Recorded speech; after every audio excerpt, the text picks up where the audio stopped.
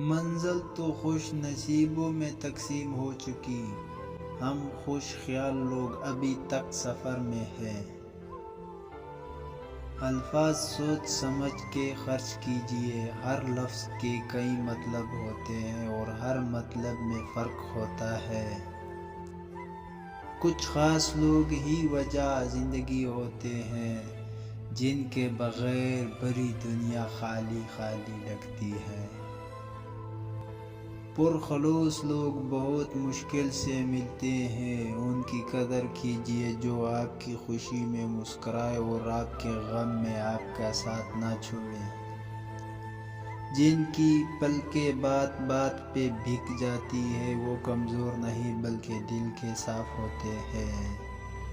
محبت میں سود جائز ہے، جو تمہیں تھوڑی محبت دے تم اسے دوگنی محبت دو۔